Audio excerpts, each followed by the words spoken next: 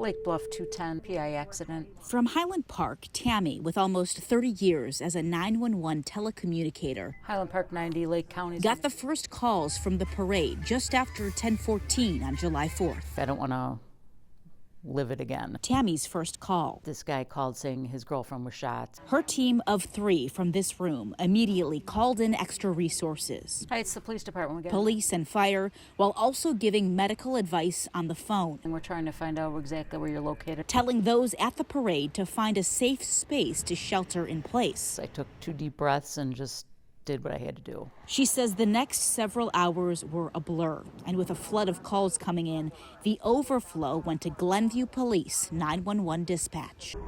It's here where Jack Stopka picked up the phone. It was probably one of the worst calls I've ever had to take. Lots of screaming, telling me people were shot, possibly dead, and it was kind of a rough call. Jack quickly got a grasp on what was happening. What do you got? The hardest moment, he says, was having to break the news to his team. I turned to them, I said, there's an active shooter at the Highland Park Parade. For the next 16 hours, Jack says he was running on pure adrenaline. An officer that's on shift now give you... He didn't know exactly how many people had been hurt, but focused on supporting the responders and handling each call with care. Sometimes you feel helpless, especially in these kind of situations. But we had people on the way, and there was lots of people coming. Both dispatchers say they tried to be a voice of calm on the line with neighbors during some of the worst moments of their lives. And your name? But they say nothing could have prepared them for this. I've been doing this quite a while, and it's never had an incident like this, and hopefully never have to have one again. How do you recover from it? You really don't. Bridget Riley holds a photo of her daughter, British Crawford. The 27-year-old and her 7-year-old son, Isaiah Crawford, died in a tubing accident on the Dan River in Eden, North Carolina, last June. I'm at a total loss. The mother and son, both originally from Palatine, had moved to Eden last year. They went tubing in the Dan River with 9 family members just a month after moving there. Only 4 survived. She was not just my daughter, she was my friend. We were a close-knit family. I met the family here in Osage Park in Palatine. Isaiah. It's a spot British often used to celebrate the lives of loved ones who had passed away. It's just the irony that you're here today remembering her. It is, and a hard one. Family members had no idea the river they were tubing in was in the path of a dam near Duke's Energy power plant. Some watched helplessly as their loved ones were pulled under, never to surface. Among them, Teresa Villano. She was 6 months pregnant. Her niece, Irene Villano, survived. We couldn't do anything. It was already too late. The 4 who survived held onto a wall of the dam for more than 19 hours until they were rescued. After the tragedy, Duke Energy put up signs reading "Danger, submerged dam, do not approach." In a statement, the company says at the time of the incident, there were signs in place. A spokesperson would not comment on what those signs said. These dams, people need to be aware of them. Lives shouldn't be taken away from their families due to dams. The family says they want to see change after this tragedy. They're creating a website to show all of the dams nationwide. They're also creating a nonprofit to help with grief counseling resources to help the families of those who have lost loved ones in tubing accidents. From what I've done on my own research, we know that all the dams that are out there are not even recorded, and sometimes the signs aren't there. You know, just seeing something that says dam ahead is not enough to let you know that it's dangerous, that it could be a potential death trap. They were trapped when they went out there. Honestly, I feel like an emptiness. British's best friend, Mia Suggs, says honoring British's memory through dam safety awareness and a nonprofit is a very fitting tribute for a woman who gave so much. She just was a caring person, you know. She never wanted anybody, she never wished ill will on anybody. She always wanted the best for everybody and every person. We have to be the voice for the people who don't have them anymore, which is my sister, my nephew, and their relatives who passed away. In Palatine, Suzanne Lemignot, CBS 2 News. Barbara Murphy and her husband built this 16-unit rental building in 2018 with 11 parking spots. There were no issues until this residential parking permit zone was established last fall. They've asked the alderman for an exception, allowing their tenants to park on this block. He says no can do, but they believe he's saying it out of spite. It's such a simple fix. Barbara Murphy hoped 45th Ward Alderman James Gardner would agree when she approached him about amending the parking permit on the 4400 block of North La Crosse. To allow only our address to use those spaces. So that her tenants and their visitors could again park on the block instead of 2 blocks away, often their only option because their building is surrounded by a gas station, another apartment building, and parking restricted Montrose Avenue. Not having access to, nearby safe parking is a real concern of ours. Gardner defends greenlighting the permit even after getting this letter from Chicago's Department of Finance stating they'd surveyed the location and a permit is not recommended because 61% of street parking spots are usually available. So you're saying that the Department of Finance's recommendation was incorrect? I'm saying that if they go at off hours, when it's not Monday through Friday, 8 to 4, you'll see a greatly different story than you would be if you're going in the middle of the day when everybody is working. Gardner also says Murphy's building is a transit-oriented development, so she shouldn't need more parking. They got what they asked for. But Murphy believes Gardner's decision to override the city's recommendation is personal because she'd personally criticized him on social media, basing that on something the alderman said to her husband. He said, well, tell your wife to be quiet on Facebook or social media.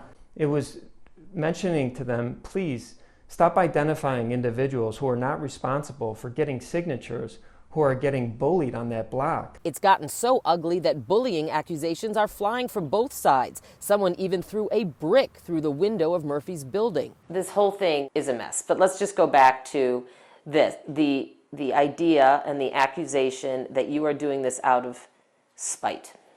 And it's an abuse of aldermanic power. Your response? The clerk agrees. They wrote a letter, and I can read that for you if you'd like. They agree with what I am saying. This is that letter sent to Gardner one day after my first call to him and the city clerk's office about establishing a permit buffer zone. Gardner insists city ordinance requires any parking buffer zone or permit exception include all residents who live within a 2-block radius. You can't just open it up to this one address. No, it would be opened up to 2 blocks east, 2 blocks west. Except a city clerk spokesperson confirms Gardner could do it if he wanted by amending the code. This document shows he's done it before, granting a parking permit exception to just a handful of addresses on the 5200 block of Lovejoy. It's draining. Meanwhile, Murphy and her husband are losing tenants over parking. Ooh, when's picture day? Making it tough to pay their mortgage. If we can't rent the units out, how are we going to pay it? Murphy has filed an abuse of power complaint with the city's inspector general. Gardner is also named as a defendant in an unrelated federal civil rights lawsuit, which also alleges he abused his power. Gardner says he looks forward to the truth in that case eventually coming out. In Jefferson Park, Dana Kozlov, CBS 2 News.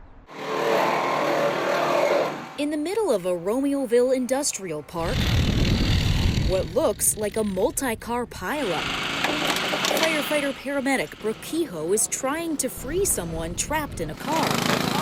No one is actually inside. The whole rescue operation is merely a simulation, a chance to safely test out some heavy equipment needed when the clock is ticking. Practice makes perfect. You got to be able to play with them to figure out what works best for you and then different maneuvers that you can do. Crews come from all over Illinois to study at the Romeoville Fire Academy. The state certification class prepares them for different scenarios. For the car behind us, it's on all 4 wheels, but as the class goes on, they'll have cars on the side, cars on the roof, they'll have cars on top of each other. They can work on anything from breaking glass to cutting batteries to peel and peek, which is peeling the plastic back. They're effectively creating a 25-vehicle graveyard to prevent you from heading to one. The This crucial class is in jeopardy. It's very fair to say that we are desperate. Eric Drew from Fire Towing supplies all the cars for this training and others like it across the state. And we rely on the general public to be able to donate vehicles to us. His stockpile is depleted right now. He blames the pandemic. Nobody's traveling, nobody's buying cars, nobody's getting rid of cars. Anyone with a clunker can get it picked up for free, along with $200 cash, a letter for a tax deduction, and the satisfaction of knowing your donation could help save a life. Have you ever had to use these skills in a real-life scenario? We have, your adrenaline kicks in, and then you just you depend on your training. Training that could be canceled if there are not enough donations to bust apart.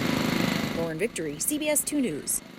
And I hang it all up here. Fashion designer Jordani Kraya. There's a shirt I'm actually wearing right now. Pieces through new clothing. He was scheduled to debut on Instagram.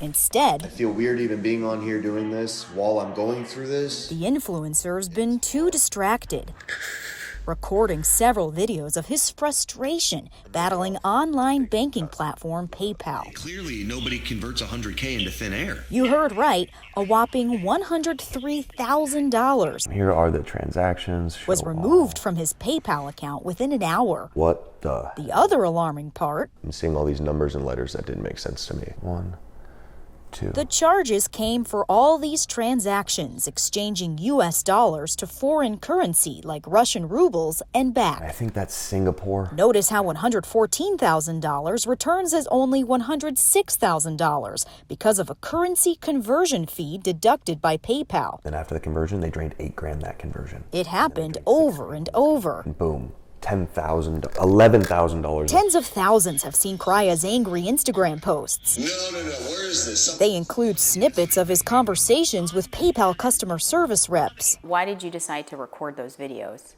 I could not believe what was happening to me, and I figured no one would believe this story. And that's not unusual behavior? In this video, you hear someone tell him he's probably out of luck. But then, I am sitting with Jordani right now. PayPal called CBS 2 in the middle of our interview, promising to reimburse the $100K in fees. Look at that. The money is back in my account. So what happened? Sources say this wasn't the work of a hacker, but someone close to the social media influencer. He says that's impossible. I've never converted a single cent of U.S. dollars or any currency ever in my life. Lauren Victory, CBS 2 News. I only pull it out twice a year. Mike Smith takes his boat down to Shelbyville every summer. He questions the new licensing fees for the trailer that hauls it. I'm down there for 3 to 4 days, 8 days a year, and it's going to cost me $20 a day just for the license plates? I don't burn that much in fuel a day when I'm down there fishing. These fee hikes are part of a new infrastructure bill the General Assembly voted on. I'm not arguing that you don't need money for infrastructure. Most people aren't. Smith says the fee hikes aren't fair. Lawmakers raised all sizes of trailers by $100. Simple, right? Well, not really. You can see a trailer in the TN class is huge. The increase from this fee to this, that's about a 7% jump. So how does this work out for Mike's trailer? Well, he used to pay $18, now $118. That's a whopping 555% increase. That's insane. It makes no sense whatsoever. Yeah. Smith's brother Tim has the same complaint. He owns both of these trailers. The recreational trailer will cost him $30 this year, same as last year. Happy to see that one. But he will pay the new $118 fee for the tiny trailer in front of it. Renewal fees in 4 years will cost as much as the darn trailer costs. It's absurd. It's craziness. Smith says this bill needs a rewrite. They didn't do their homework. They didn't pay attention to what they passed. We're trying to bring it to their attention so that they can go back, correct it, and do the right thing. Tim McNicholas, CBS 2 News. An unverified social media gun threat flooded Batavia High School and police with phone calls last February. The city of Batavia called a meeting to brainstorm what can we do to help people feel safer, and it was at that time that the idea of 211 was brought up. 211 was instrumental for crisis communication after gas explosions in Massachusetts and hurricanes in South Carolina. But 211 operators also handle everyday social service needs. 211 is basically the number to call when you're not sure who to call. A lot of our families in need struggle with utility help, rent assistance, financial assistance, mental health care, medical needs, all of those things are able to be covered with 211. Kane County 211, how can I help you? The call center in Bloomington trained its workers for 3 months on which resources are available to people living in Kane County. Anytime you search for something, there are thousands of hits showing up on your search that are noise. 211 is a specialist. Most other states already have 100% 211 coverage. Illinois has less than 40%. Most other state governments fund this service. Illinois does not. The project is possible only with funding from Kane County Schools, Kane County governments, the Community Foundation of the Fox River Valley, and the Dunham Fund. Maybe 1,100 students in Kane County that are homeless. It was helpful for us to be able to invest in something that would provide the most up-to-date resources that would be a great match for the families. A lot of our families just really need some hope amidst hardship, and 211 is able to provide that to them.